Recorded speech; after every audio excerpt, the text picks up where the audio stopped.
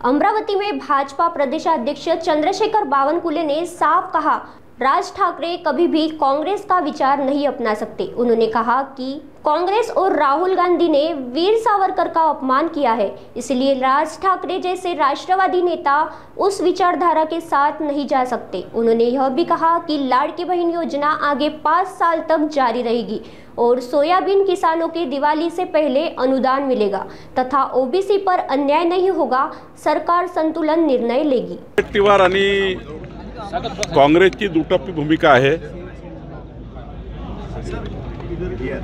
मराठा समाजाला ओबीसीतनं आरक्षण द्या असं विधान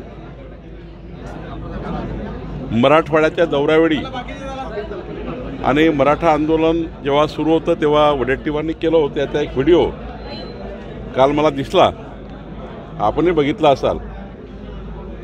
खरं तर मी आधीच सांगितलं होतं की माननीय मुख्यमंत्री देवेंद्र फडणवीसजींनी मराठा समाजाला आरक्षण देताना ओबीसीतनं किंवा ओबीसीवर कुठला अन्याय होणार नाही याची काळजी घेतली आहे। आणि 2 सप्टेंबरचा जो शासन निर्णय आहे ज्यामध्ये मराठा कुणबी मराठा यांनाच फक्त ओबीसीमध्ये येता येईल, जे राज्य मागासवर्गीय आयोगाने म्हटलं त्याप्रमाणे। आणि जो 2 सप्टेंबरचा GR आहे तो केवळ हैदराबाद गॅजेट पुरता आहे, विदर्भात किंवा इतर राज्यामध्ये त्याचा काही इफेक्ट नाही आहे। आणि तसे आमचे प्रांत आणि तहसीलदार हे नियमाच्या बाहेर जाऊन काही कुठलाही दाखला देत नाही। त्यामुळं खरे कुणबी ओबीसीमध्ये येतील हीच भूमिका माननीय मुख्यमंत्र्यांनी 2 सप्टेंबरच्या GRमध्ये घेतलेली आहे। त्यावर राजकारण करण्यात आलं, काही मोर्चे काढण्यात आले। मला वाटतं की दुटप्पी भूमिकेमध्ये काँग्रेस आणि विजय वडेट्टीवारजींनी आपल्या भूमिका व्यक्त केल्या आहे। एकीकडे सांगायचं की मराठा समाजाला ओबीसीचं आरक्षण द्या आणि दुसरीकडे नागपुरात मोर्चे काढायचे की आम्हाला हे मान्य नाही आहे, 2 सप्टेंबरचा GR मान्य नाही आहे।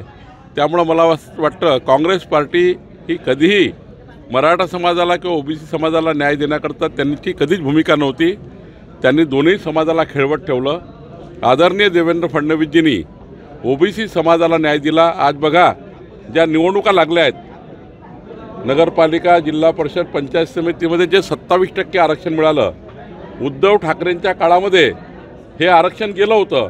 उद्धव ठाकरेंच्या सरकारमध्ये संपूर्ण 27% आरक्षण गेलं होतं, पण माननीय देवेंद्र फडणवीसजींनी या ठिकाणी सुप्रीम कोर्टामध्ये या ठिकाणी सरकारची बाजू योग्य पद्धतीने मांडली। 27% आरक्षण मिळालं आणि म्हणूनच आज महाराष्ट्रामध्ये निवडणुका होतात आहे आणि आज 27% ओबीसी आरक्षणाला न्याय मिळाला म्हणून या ठिकाणी निवडणुका होतात आहे। खऱ्या अर्थाने काँग्रेसने आणि वडेट्टीवारांनी दुटप्पी भूमिका बंद करावी।